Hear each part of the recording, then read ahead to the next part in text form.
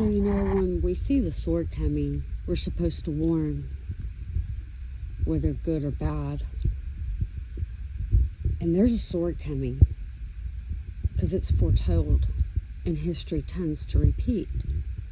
In 1 Kings, verse 21, and it came to pass after these things that Naboth the Jezreelite had a vineyard which was in Jezreel, hard by the palace of Ahab king of Samaria. And Ahab spake unto Naboth, saying, Give me thy vineyard, that I may have it for a garden of herbs, because it is near unto my house, and I will give thee for it a better vineyard than it. Or if it seem to be good to thee, I will give thee the worth of it in money. And Naboth said unto Ahab, The Lord forbid it me, that I should give the inheritance of my fathers unto thee. And Ahab came into his house heavy and displeased because of the word which Naboth the Jezreelite had spoken to him. For he had said, I will not give thee the inheritance of my fathers, and laid him down upon his bed, and turned away his face, and would eat no bread. But Jezebel his wife came to him, and said unto him, Why is thy spirit so sad, that thou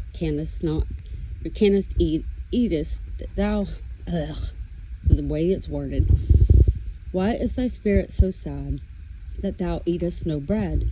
And he said unto her, Because I spoke unto Naboth the Jezreelite, and said unto him, Give me thy vineyard for money, or else, if it please thee, I will give thee another vineyard for it. And he answered, I will not give thee my vineyard. And Jezebel his wife said unto him, Thou doest now govern the kingdom of Israel. Arise, and eat bread, and let thine heart be merry. I will give thee the vineyard of Naboth the Jezreelite. Let thy heart be merry.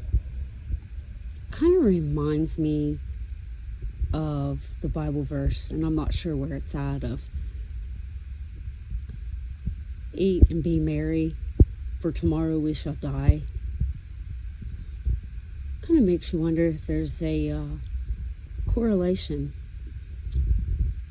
So she wrote letters to Ahab in Ahab's name, and sealed them with his seal, and sent letters unto the elders and to the nobles that was in the city, dwelling with Naboth, and wrote in the letters, saying, Proclaim a fast, set Naboth on high among the people, and set 2 men, the son of Belial, before him, to bear witness against him,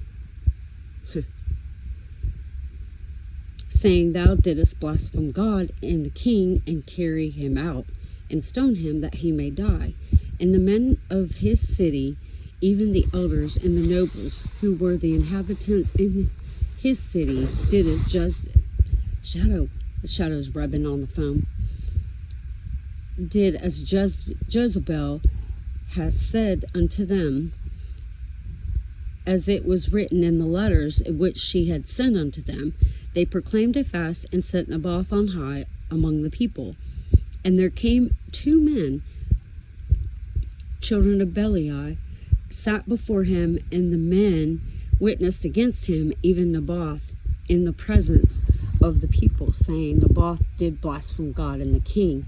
And they carried him forth out of the city, and stoned him with the stones, that he died. Then they sent Jezebel, saying, Naboth was stoned and is dead. And it came to pass, when Jezebel heard that Naboth was stoned and was dead, that Jezebel said unto Ahab, Arise and take possession of the vineyard of Naboth the Jezreelite, which he refused to give thee for money, for Naboth is not alive, but dead. And it came to pass, when Ahab heard that Naboth was dead, that Ahab rose up to go down to the vineyard of Naboth and the Jezreelite, to take possession of it.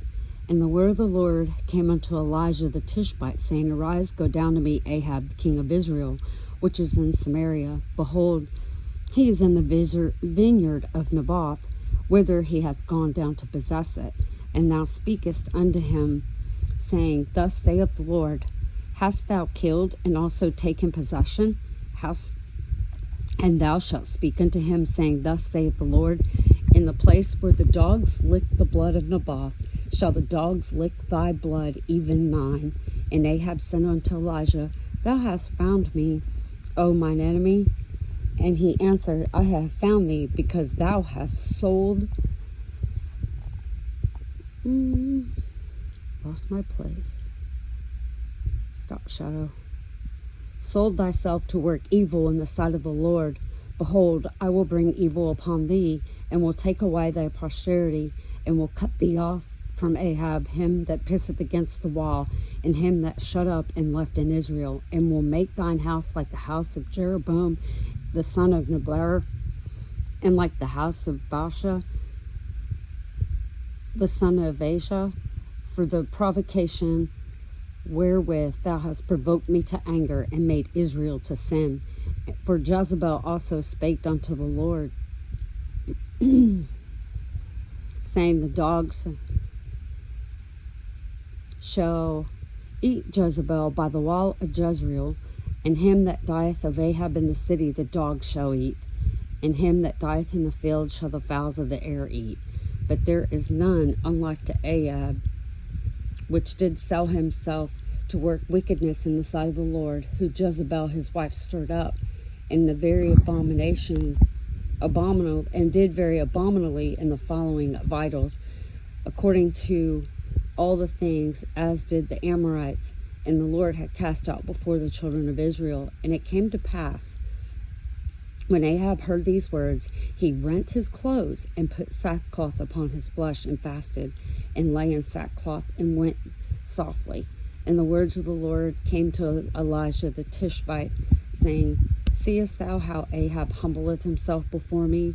Because thou humblest thyself before me, I will not bring the evil in his days, but in his son's days will I bring evil upon his house. For what is going on, woe to those that are doing this today, because it says right here, it will come in the son's days. That's how serious this is, what they're trying to do. They think they can establish a vision that cannot be established. And something else, I turned almost to it.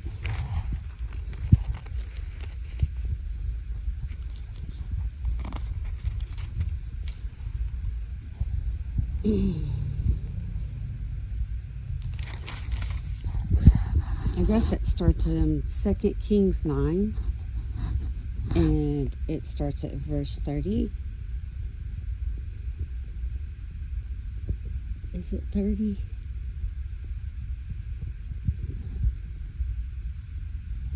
Well, it talks about the death of Jezebel.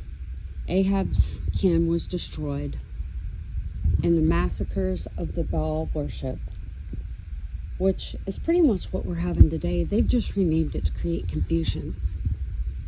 But if you read about Jezebel's death, the dogs ate her. Yeah, there it is in this one. And when Jehu was come to Jezreel, Jezebel heard of it, and she painted her face and tied her hair and looked out the window. As Jehu entered in at the gate, he said, Has Zimri peace? He slew his master.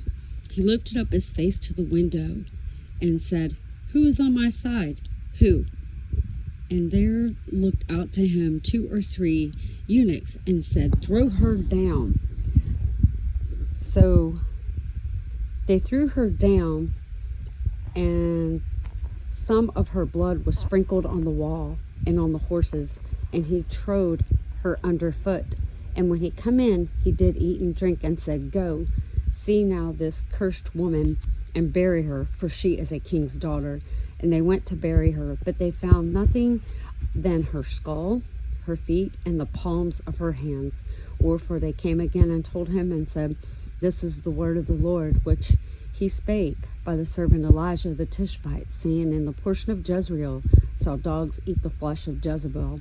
And the carcass of Jezebel shall be as dung, upon the face of the field, in the portion of Jezreel, and that they shall not say, this is Jezebel. So if you only have your skull, the palms of your hand, and the feet, how do you can't tell who it is without proper identification. And why those three parts? The head, the skull, for the thoughts were evil. The palms of her hands were her dirty works. And her feet hath not the feet of peace, but of destruction, for selfishness. And there's more to follow after her. That's where we're at today. History is repeating again. And really, to tell you the truth, it's like it's all repeating at one time. So those who are doing such things, woe unto thee. I pray the Father has mercy, but his judgment will be just.